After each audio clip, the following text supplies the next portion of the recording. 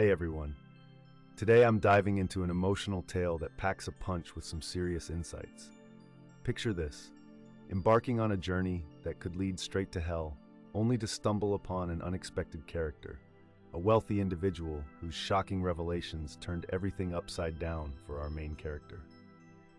If you're curious about how this encounter reshaped her life, make sure to stick around till the end.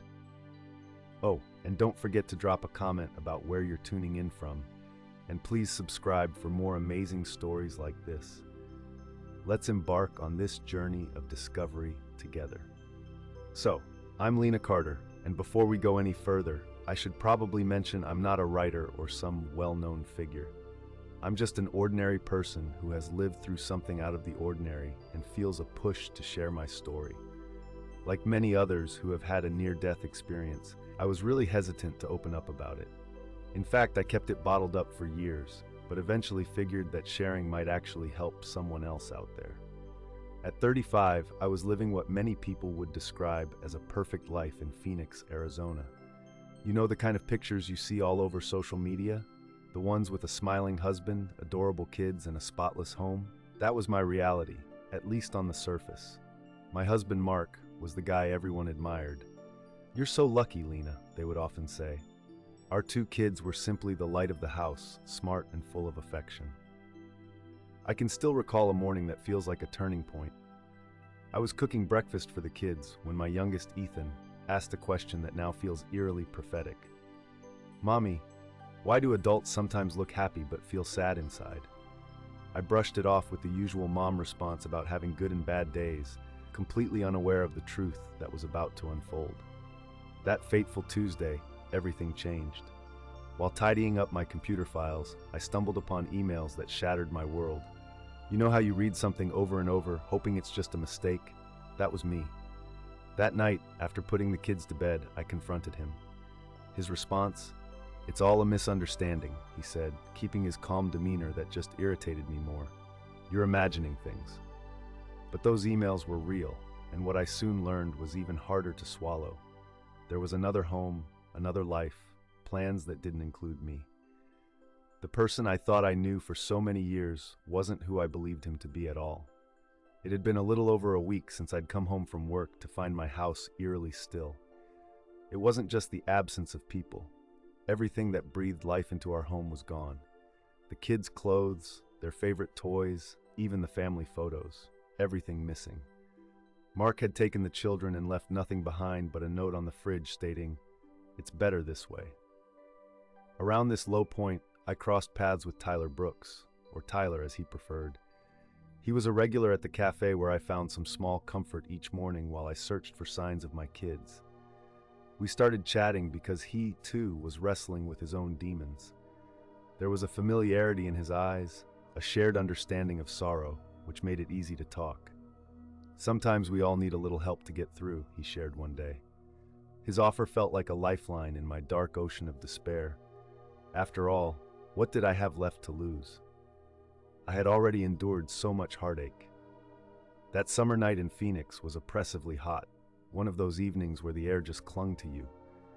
I found myself in my darkened room, trying to block out the world with closed curtains, with just a sliver of streetlight making its way in. The air conditioner's soft hum was a weak battle against the heat that I felt trapped inside. On this particular night, I had lost track of how much I consumed. It was more than usual. Tyler's warning echoed in my head, "Take it easy, Lena. This isn't you." But who was I even anymore? The woman abandoned, the mother longing for her children, the stranger in the reflection of the mirror. I glanced at the digital clock. 11:42 p.m. I know the time vividly because I was transfixed by those glowing red numbers, which seemed to twist and swirl, dancing in ways that puzzled me. I attempted to rise from the bed, but my body seemed foreign, disconnected from my thoughts. Then an unusual chill began to creep in, one that felt deep-seated, like icy needles shooting up from my fingertips to my arms. "Help!" I tried to cry out, but my words were muffled, reduced to a mere whisper. The air around me thickened, almost as if an invisible weight was pressing down. My heart raced, echoing louder in my ears, and it soon felt erratic, while the walls of the room closed in around me. The sound of fabric rustling, much like curtains fluttering in a gentle breeze, filled the air. In that low light, objects appeared misshapen, akin to a painting from a surrealist artist. My attempts to reach my phone on the coffee table felt like an impossible task. My arm felt like it was made of lead. "Please, God," I whispered, panic creeping in. "Don't let this be the end for me." It was then that I began to sense a distant tune. It wasn't coming from the room or even outside. It felt as though the music was resonating within my mind, although it also seemed to originate from afar. The melody was unfamiliar, yet strangely comforting. In my hazy state, I caught sight of a shadow shifting in the room's corner. I strained to focus, but my vision was clouded. I felt as if I was being dragged down, akin to sinking into quicksand. I fought against this sensation with every bit of strength I could muster, but it was a losing battle. "Ethan, Mia," I softly called out my children's names just before everything faded to black. When I regained awareness, the first thing that struck me was the silence, an absence of sound unlike anything I'd ever encountered. It felt as if sound itself had vanished. I opened my eyes, although in that moment I wasn't sure if I truly had, and found myself hovering above my physical form. It's tough to describe, but I had an extraordinary clarity of vision. I could see every detail around me, observing my body lying on the bed, looking so small and fragile. My outstretched arms were still reaching for the table, and my hair was scattered across the pillow, the peaceful expression on my face oddly serene. This can't be real, I thought, but my own voice seemed to emanate from all directions at once. That was when I noticed a tunnel beginning to take shape. It started as a small dot of light, seemingly on the ceiling, and swiftly grew larger.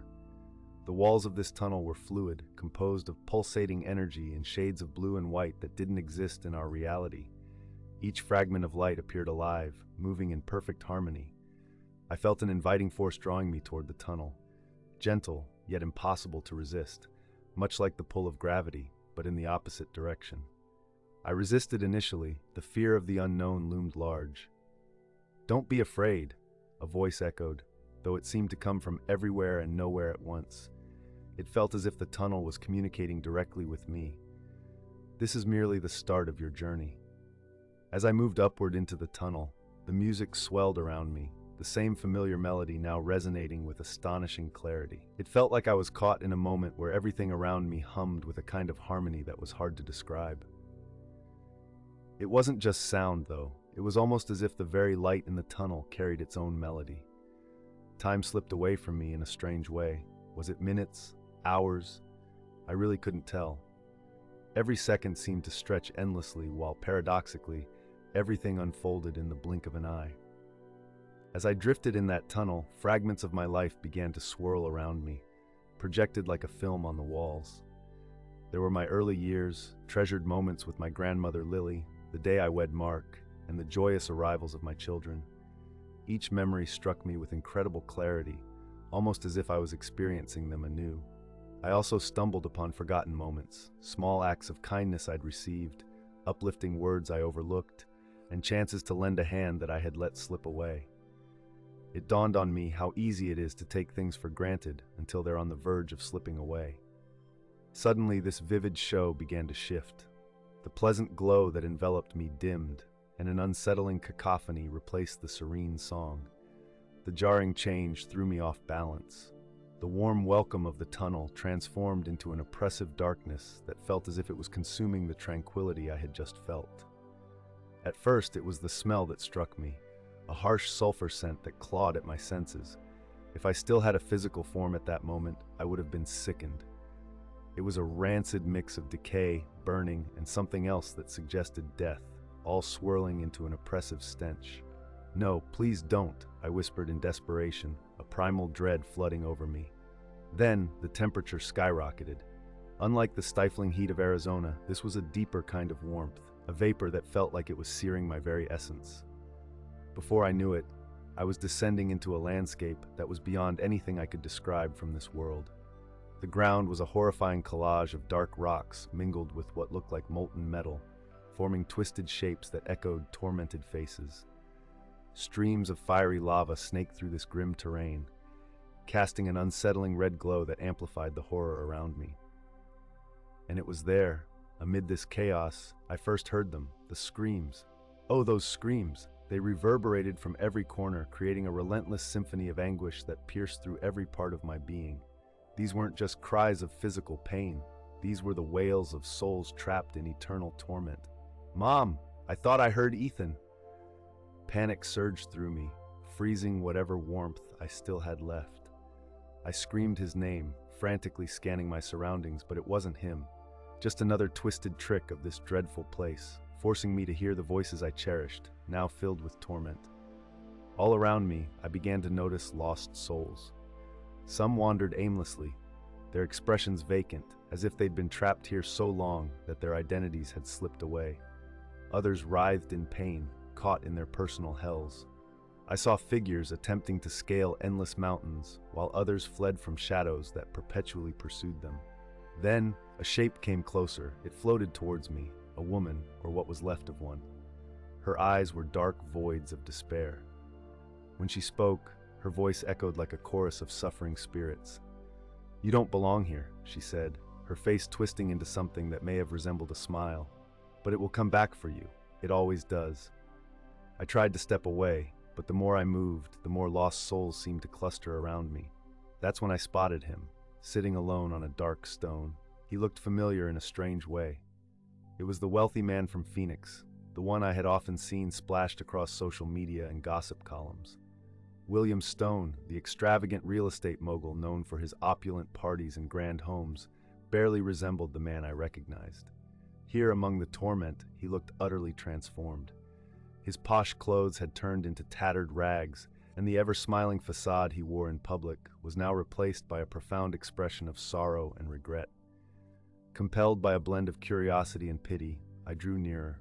He sat there, gazing at a fiery newspaper that refused to burn completely. The headlines morphed endlessly, laying bare the lives he had ruined for profit. "Mr. Stone," I called out, my voice trembling. Slowly he looked up, and I flinched at the weight in his eyes. It felt like eternity reflected back at me, a haunting glimpse of someone who had witnessed too much and could never find peace. "One last visit," he murmured, his tone reminiscent of paper ripping. "You've come to see what happens to the wealthy and powerful when they arrive here." Before I could reply, a gentle light appeared at my side. It was a celestial figure, radiating a soothing presence that offered a brief moment of relief amidst the horror. The chaos around us felt unbearable until a voice cut through it, soothing and melodic. "This wasn't just about money," the angel said, his eyes shifting compassionately between me and William, the wealthy mogul. William's reaction was sharp and bitter, a laugh that resembled more of a sob. "Do you have any idea how many families I've pushed out?" His words spilled out like a flood, thick with emotion. How many lives were ruined to put up yet another luxury building? I always claimed it was just business. That's how the market works. Images from a burning newspaper flashed in my mind. A mother weeping while holding her children, watching their home crumble, an elderly man being forced to vacate the only place he's ever known, and entire families, homeless, left to fend for themselves after he bought the only shelter in the area.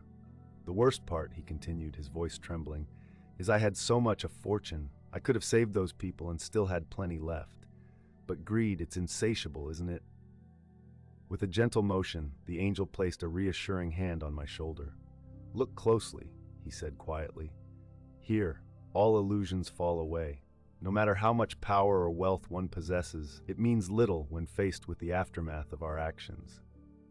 Suddenly, William rose, extending his hands toward me, desperation etched on his face. "If you ever get the chance to return, please, tell them it's not about how much one has, but how we use it." But before he could finish, shadows swallowed him whole, pulling him back into his personal hell. His cries merged with a haunting symphony of sorrow that filled the cursed space we were in. The atmosphere was thick with despair, each passing second stretching into an eternity, threatening to fracture my mind under the immense weight of it all. Then something shifted. At first, it was almost unnoticeable. A soft breeze cutting through the oppressive heat. A cool sensation brushed against my face, so out of place that I initially thought I was imagining it. But the breeze intensified, bringing forth a familiar scent, reminiscent of my grandmother's garden. A voice reached out to me, distinct from the wails around. There was no pain or hopelessness in its tone. It resonated like the sound of crystal bells serenading the wind. Turning toward the sound, I saw him, a radiant figure, glowing with such brilliance that it was difficult to look at directly. There I was, wrapped in an incredible moment, immersed in a light that seemed to shift and shimmer like the northern lights. I realized I was in the presence of a being whose kindness radiated deep compassion that brought me to my knees. "It's time to leave this valley of shadows," he said, extending a hand toward me. I hesitated, feeling overwhelmed, but when I reached out and touched his hand, it felt like I was plunging into an ocean of tranquility. All those pesky voices of torment and cries of despair began to fade away. Do I really deserve to go? I found myself questioning, tears rolling down my cheeks. I couldn't shake off all the wrong choices I had made, the drugs, abandoning my kids. But then, this being of light simply smiled at me. In that moment, I felt an outpouring of love that far surpassed anything humanity has ever expressed in words. True repentance marks the first step toward redemption, he assured me. His heart was so filled with love, even amid such pain. As he spoke, I noticed that my body, whatever form it took, felt lighter. The dark surroundings began to evaporate like mist under the morning sun, replaced by a sweet scent reminiscent of fresh bread, blooming flowers after the rain, and the gentle nostalgia of my children when they were infants. "Close your eyes now," he urged gently. I did as I was told, and the sensation was like being enveloped by a cocoon of radiant light. Imagine a hug from 1,000 loving mothers all at once, a plunge into an ocean of love without conditions. Then, out of nowhere, I began to hear a melody, not through my ears, but resonating within every fiber of my being. It was so harmonious that it rendered all earthly music trivial by comparison. "Open your eyes now," the being's captivating voice encouraged, "and see where your heart has always belonged." When I finally opened my eyes, the hellish landscape was gone. I found myself in a breathtaking place, one that words couldn't possibly capture. Just as I was starting to grasp this new reality, I spotted someone familiar approaching. It was my beloved Grandma Lena. She looked just as I remembered from those sun-soaked summers of my childhood. The expanse around me was an endless field of impossibly vibrant green grass, dotted with flowers that shone with their own light. The sky above, to call it heaven felt like an understatement. It was as if every color in the universe was swirling in perfect harmony. I stood a short distance from her, taking in the sight of Lena Carter in that familiar flowery dress, looking every bit as radiant as I had imagined. Her silver hair glimmered, almost glowing in its own light, and the lines of worry that once marked her face had disappeared. Yet it was her eyes, filled with the same love I remembered, that drew me in. "Hello, my sweet Lena," she greeted me, arms open wide. Without a second thought, I rushed into her embrace, just like I used to as a child. The warmth of her hug washed over me, washing away all my pain, the heartache, the struggles with addiction, the unbearable loss of my children. "Grandma," I cried, my voice breaking in her arms. "I've missed you so much. I just wish I could talk to you, to hear your advice again." Gently, she ran her fingers through my hair, just like she did when I was younger. "I've always been with you, my darling," she reassured me. "In your darkest times, it was my voice whispering inside your heart, urging you to hold on." We settled on a bench that felt almost ethereal, as if it was crafted from pure, crystallized light. Time seemed to bend around us. Each moment felt both fleeting and eternal. I shared everything with her, about Mark, the boys, and how I had become lost to drugs. Listening with her usual boundless patience, she finally said, "Sometimes we have to lose ourselves entirely to truly discover who we are." I nodded, remembering the beautiful rose garden she once tended to with such devotion. "Do you recall how the most exquisite roses thrived where I had pruned them most harshly?" she continued. "That's how it is with us. Sometimes a deep pruning is necessary for real blooming. You, my dear, are on the brink of that bloom." "But how, Grandma? After all I've done?" Her hands, warm and pulsing with a calming energy, enveloped mine. "Lena, you still have a purpose," she said gently. "Every experience you've had, even the painful ones, will serve as seeds you can plant in the hearts of others who feel lost." As I spoke with her, I felt a palpable shift in the atmosphere around us. The air thickened with a vibrant energy, and the flowers blossomed even brighter. Soft, enchanting music that I had never encountered on Earth filled the space, creating an enchanting backdrop. With tears of joy sparkling in her eyes, Lena smiled. "He's coming," she said simply, squeezing my hands firmly. In that moment, I noticed him. His arrival wasn't like the grandiose scenes from movies or the paintings I'd seen in churches. There were no trumpets or angelic choruses heralding his coming.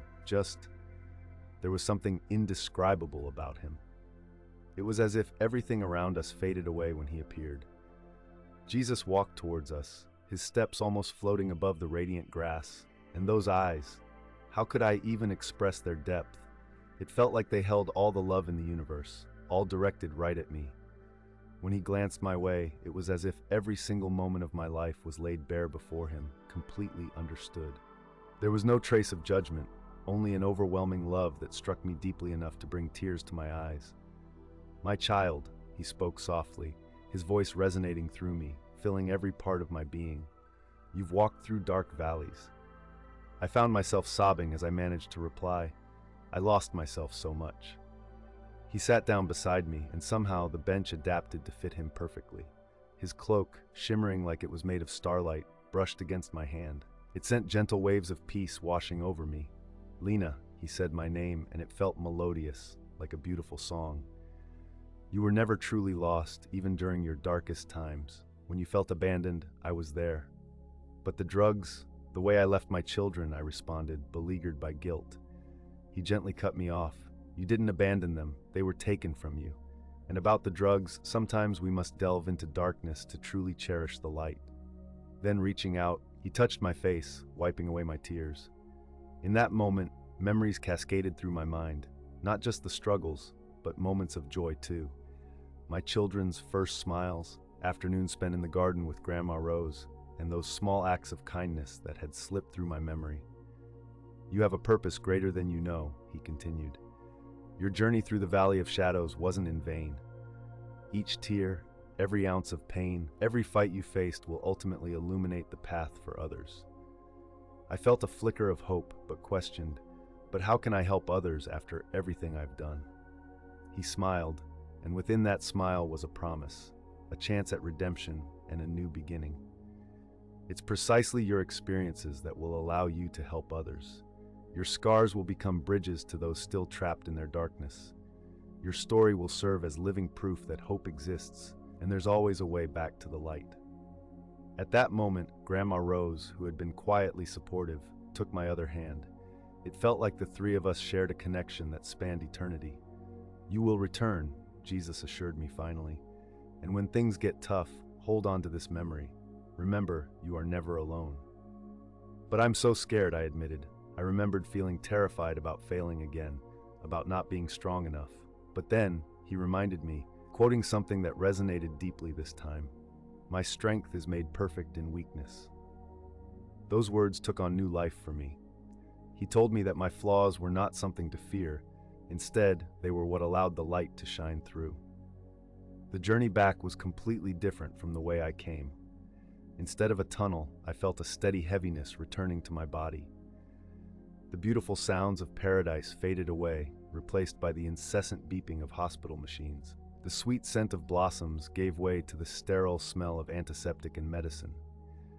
Suddenly, pain surged through me, sharp and intense, reminding me that I was back in the physical realm. As I tried to blink my eyes open, it felt like they were weighed down by lead. Muffled voices floated around me, sounding like they were from another world. I caught snippets, something about stabilizing my condition and contacting a doctor. When I finally managed to open my eyes, the harsh glare of the fluorescent lights stung a bit. A nurse leaned over, her expression a mix of relief and worry. "Welcome back," she said gently. "You gave us quite a scare." I attempted to respond, but my throat was so parched it was nearly impossible. The nurse offered me a small glass of water with a straw, and as I drank, I realized something significant had shifted within me. That sense of emptiness, that gaping void drugs had tried to fill, was gone. The subsequent days in the hospital felt like a rushing blur of tests, social worker visits, and chats with psychologists. Everyone wanted to know what had led me to this point. Why had I turned to drugs? Was it a suicide attempt? How could I explain such an experience that surpassed words? "You are very fortunate," the doctor remarked during one of his morning rounds. It was a close call. I smiled to myself, thinking he had no clue just how profound my experience had been. The luck he spoke of had a name, had eyes bursting with love, and held a purpose greater than anyone there could comprehend. Recovery wasn't a walk in the park. My body craved what it had come to rely on, and those drugs had been in my system far too long. Yet this time felt different. Every time withdrawal hit me hard, I shut my eyes and clung to the memory of Grandma Rose's warm embrace, the depth of Jesus' love, and even the terrifying visions of hell. Those reflections anchored me as I navigated my recovery journey. Eventually, I made the decision to check myself into a rehab center near Phoenix.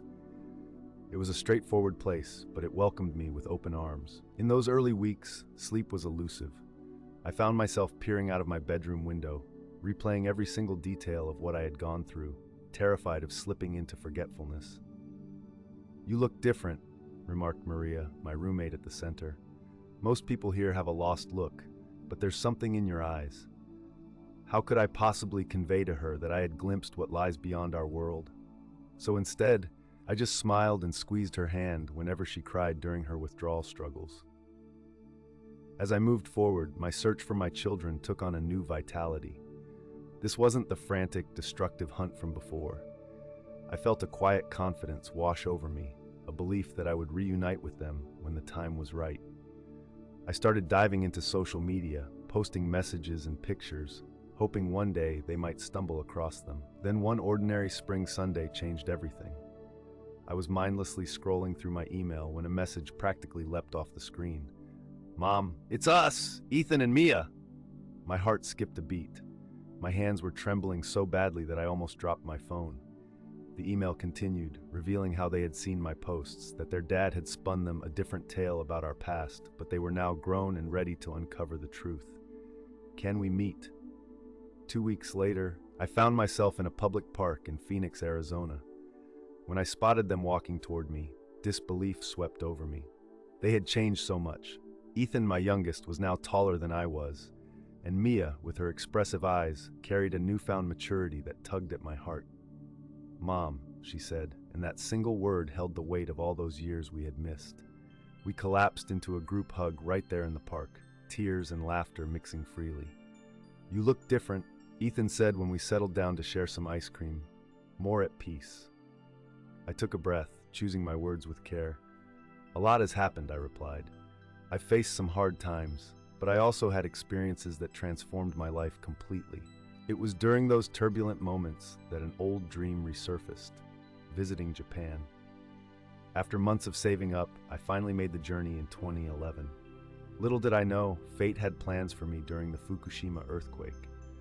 Witnessing that level of devastation, the sheer force of nature, jolted me with the realization of how fragile life is.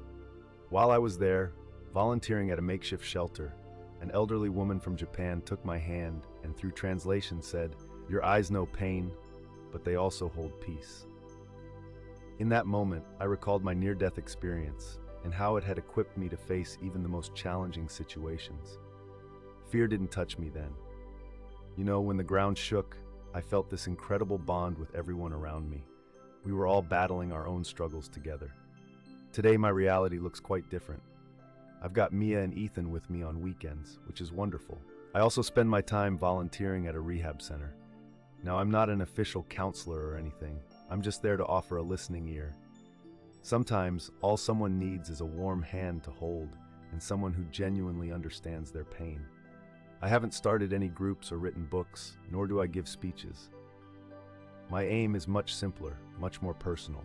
On those quiet nights, I can still catch a whiff of that enchanting flower perfume, and I hear the sweet music echoing in my mind. It makes me smile because I realize that every struggle I've faced has led me to where I'm meant to be.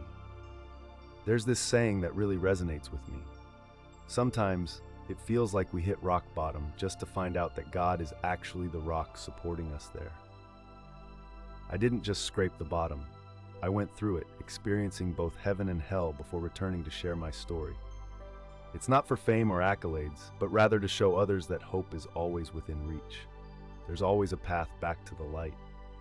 So when someone asks me if I fear death, I can confidently say no. Death isn't a finale. It's more of a passageway to something far more magnificent than we can comprehend here. Still, I know that each moment in this life is a treasure. Every breath counts, and every chance to express love or lend a hand is sacred.